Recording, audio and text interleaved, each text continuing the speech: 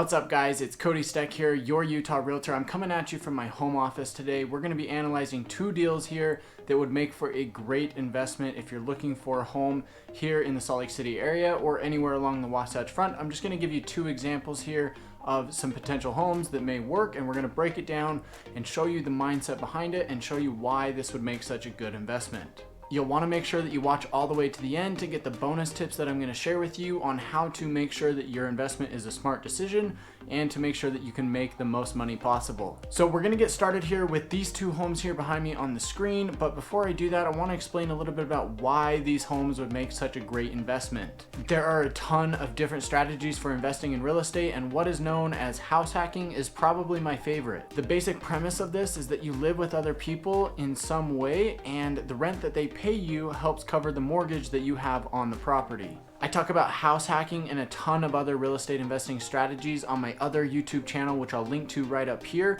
So make sure to check that out after you finish this video. On that channel, we talk about all things real estate, investing, business, passive income, and more. So like I mentioned, the basic premise of this is that you're living with other people who are paying you rent, and you take that rent money and it helps you cover your mortgage so that you can reduce your living expenses for living in that home. This can be really as simple as having a couple of roommates who pay rent to live in the home with you, or it can be set up as two different units where you live in one unit and they live in the other unit, which might be set up like a duplex, it might be a mother-in-law apartment, or it could even be an ADU, which is an accessory dwelling unit. This is exactly how I started with real estate investing myself and how I was able to buy multiple homes year after year over the past couple of years. In fact, I made a video that I'm going to link to right up here again, highlighting this exact experience that I had. I was able to house hack a home and move into it and only be paying $600 of my own mortgage because I was renting out these other units and they covered the majority of the total mortgage.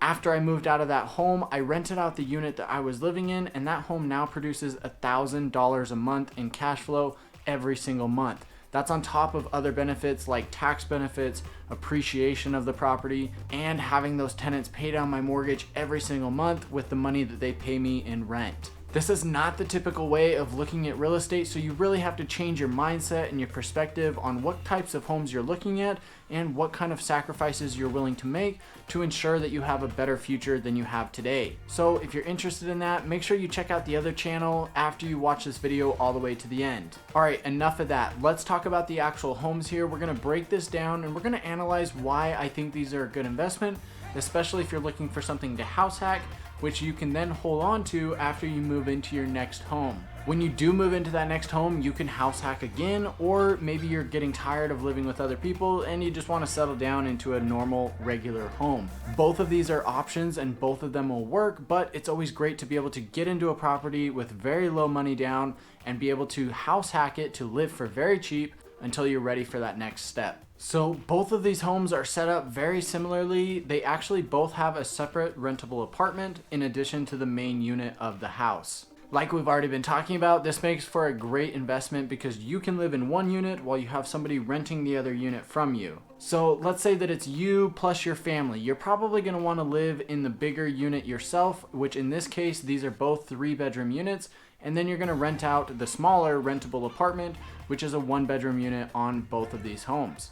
But let's say that you're really up for a big adventure, it's you and a spouse, and you're willing to live in the smaller 1-bedroom unit. You could rent out the main portion of the home for a higher rent amount and cover even more of your mortgage each month so that you can reduce your living expenses to as little as possible. In this instance, you're going to have somebody else that's covering the majority of your mortgage, if not all of it. So this very first home sits in the downtown region between Poplar Grove and Glendale, which is to the west of downtown Salt Lake. The main house is a 3-bedroom, 2-bath unit, and the apartment is a 1-bedroom, 1-bath unit. Now the apartment is really not very big. It's at about 500 square feet, so it may not be a fit for you to live in the smaller one, but you can still find a tenant who's willing to live in that space and pay you rent every single month.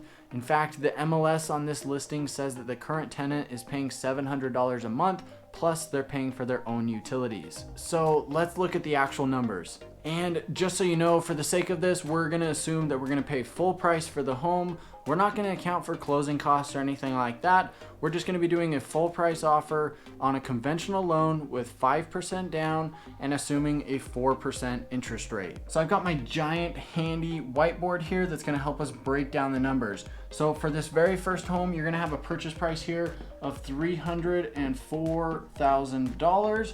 You're going to have your principal and interest payment, which of course is at that 4% interest rate. That is going to be, I'm going to abbreviate this, P&I, principal and interest. That's going to break down to $1,378 per month.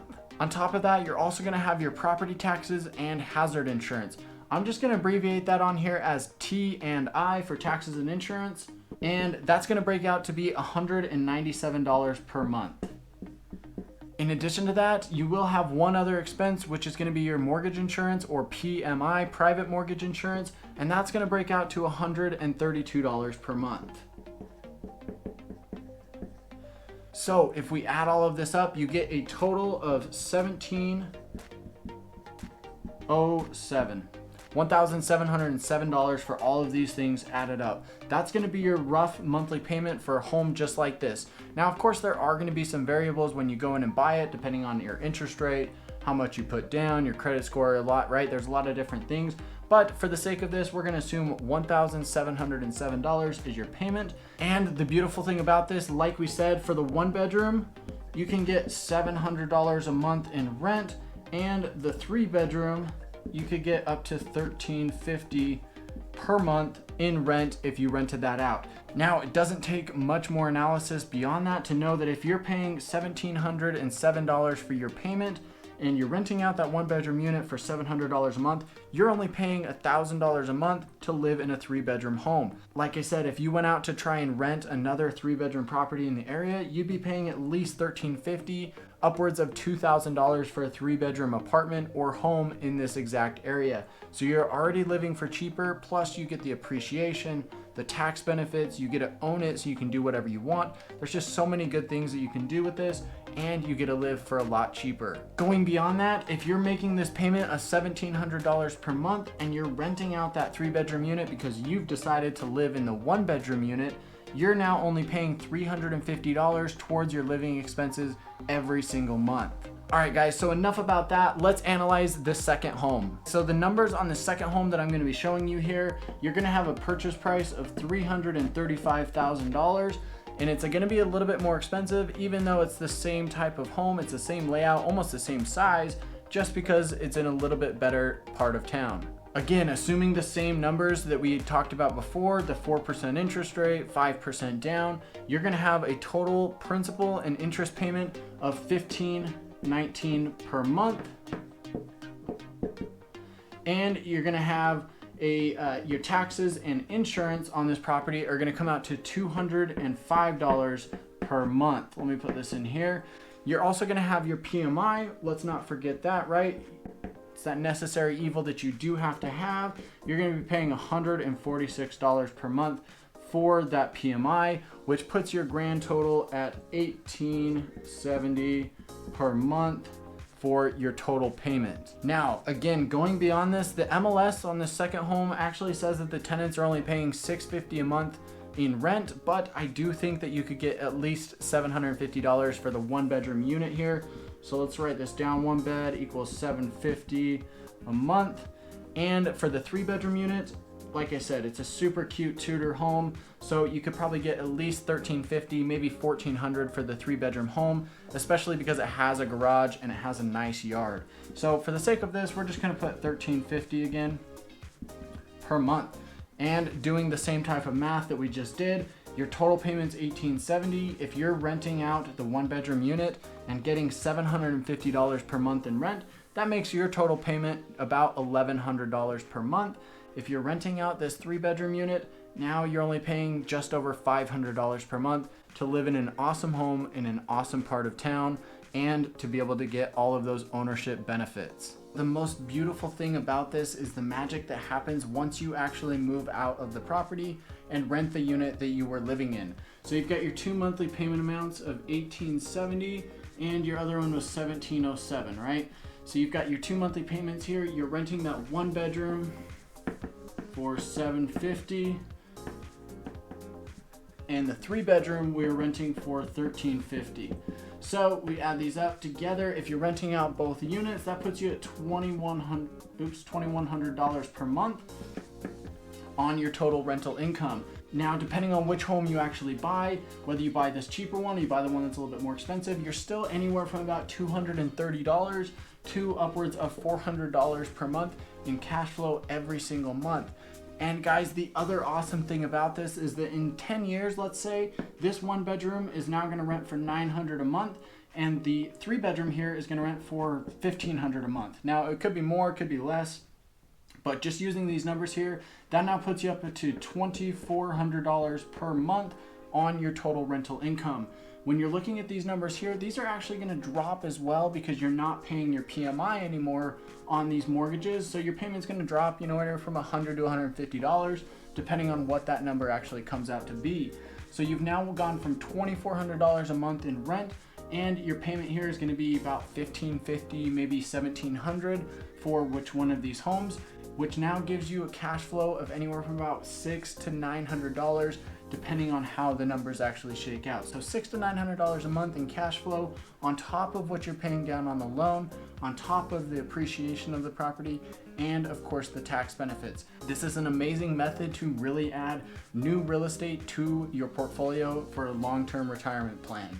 So guys, I really hope that this analysis is helpful for you, and I hope it really opens your horizons to look at real estate in a different light.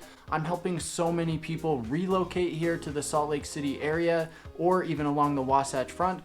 And of course, I'm helping people that already live here. So if you're thinking about buying a home here or you're getting relocated to the area here, definitely get in touch with me. My information's down below. You can call me, text me, email me, send the carrier pigeon. It doesn't matter. Just get in touch with me any way you need to so that we can have a discussion about what strategy of real estate investing or even just home buying works best for you and for your family.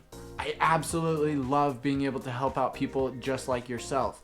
Also, if you would, please subscribe to the channel here and click the bell so you can get notified when I drop new videos just like this one. I'd really love for you to be a part of it. And as a reminder, go check out my other channel. You're really gonna like the real estate stuff that I've got over there as well. All right, so if you're watching all the way to the end here, you're waiting for those bonus tips. I've got 2 of them here for you today. Number 1 is to just get started. Just get something going. It doesn't matter if you buy a home with a lot of bedrooms and get a bunch of roommates, or you get a duplex, or you even find something in between that's a great fit for your family, but also makes a great long-term rental.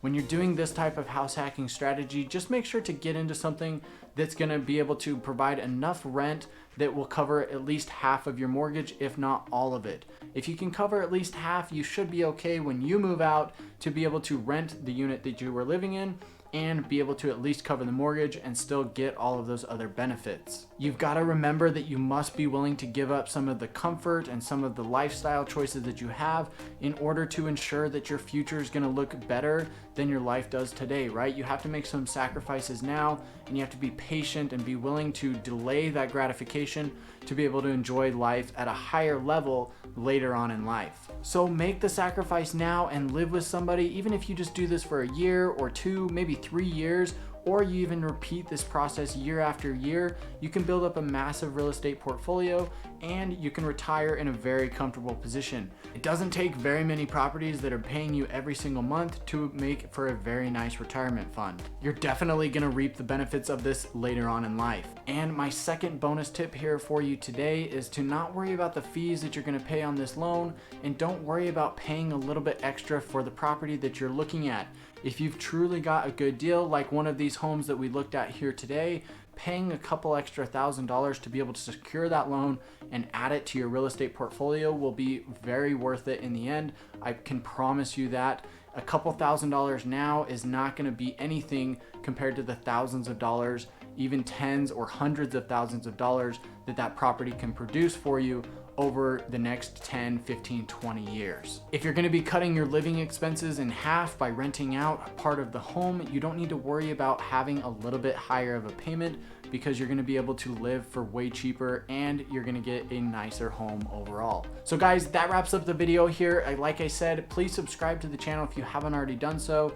click the bell, drop a comment and a like here on the video, and as always, get in touch with me please so that we can have a discussion about what type of home here along the Wasatch Front and in the Salt Lake City area will best fit your needs. Until next time.